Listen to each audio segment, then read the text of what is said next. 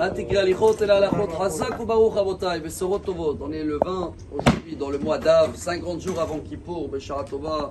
On a inauguré le nouveau Sefer Torah pour la mémoire de Nathan Avraham Fitoussi.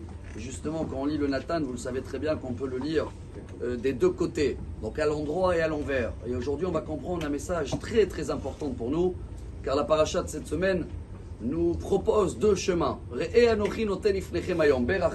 Voilà, je vous propose deux chemins, un qui l'amène à la bénédiction et un deuxième.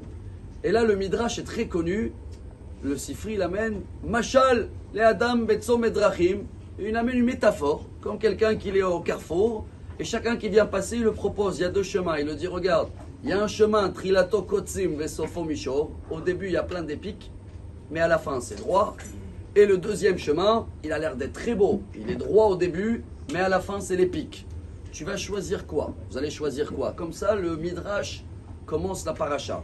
Alors, il nous répond que la bénédiction, le chemin de la Torah, forcément, il y a des pics au début. Mais à la fin, c'est droit. C'est quoi les pics au début? Certains ils vont dire que c'est ce monde. Et après, c'est droit en haut. Pour bien comprendre ça, on est obligé de compléter avec une vraie histoire dans le Talmud. Baba Batra, 10e page. Histoire connue avec Rabbi Yosef qui était malade. Rabbi Yosef était le fils de Rabbi Yoshua ben Levi. Il était en commun, presque quitté le monde. Beaucoup de jours. Et à la fin, Baruch Hashem, il a guéri. Et son père, il a dit, tu as vu quoi en haut? Il a dit, ah bah, Olam Mafouch Raïti. J'ai vu un monde à l'envers en haut. Et son père, il a dit, non. Olam Yashar Raïta. Tu as vu un monde droit en haut. C'est ici que c'est à l'envers. Tosfot rajoute, qu'est-ce qu'il a vu à l'envers en haut? Il y avait deux grands rabbins en Israël. Shmuel était le rabbin et Rabbi Yehuda était le talmid. Et en haut, c'était l'inverse. Rabbi Yehuda, qui était ici l'élève, est devenu en haut le rabbin. Et Shmuel, qui était le rabbin, est devenu son élève. Et tout ça pourquoi? Parce qu'une fois, dans le Talmud Shabbat, il y a une histoire, il y avait une femme veuve qui est venue, elle avait quelque chose, un cas important. Elle est venue voir Shmuel, le rabbin. Et le rabbin, il n'avait pas le temps, il a un peu esquivé, comme ça on dit en français. Et l'élève, il est venu le voir. Rabbi Yehuda, il a dit, monsieur le rabbin, pourquoi tu n'as pas traité l'histoire de cette femme veuve? Alors il a dit non, c'est pas mon sujet. Il y a Mar Ukva, c'était le Avbedin. C'est une histoire de rabbinique, c'est pas mon domaine. Pour une fois, une action comme ça, le rabbin qui était ici rabbin est devenu en haut l'élève.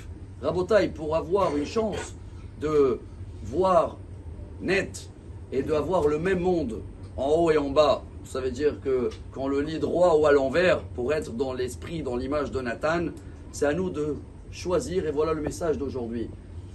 Chaque chose dans notre vie, il faut essayer de comprendre avec une métaphore.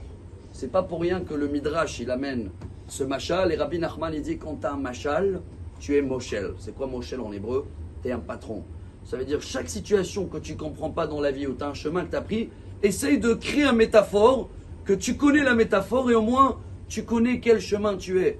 Mais quoi qu'il arrive, Rabotai, même si on a l'impression des fois qu'on a un petit peu d'épique au début, rappelez-vous, à la fin, le chemin il sera clair. Et n'importe quel chemin qu'on prend, hein, lui aussi il a plusieurs chemins. Mais quoi qu'il arrive, et nous on va essayer de faire en sorte que notre chemin ici et en haut, ce sera des pics ou droit, ce sera toujours le bon chemin. Et qu'on va aller retour à l'envers ou à l'endroit, au moins on sera dans le bon chemin. Excellente journée, que des bonnes nouvelles.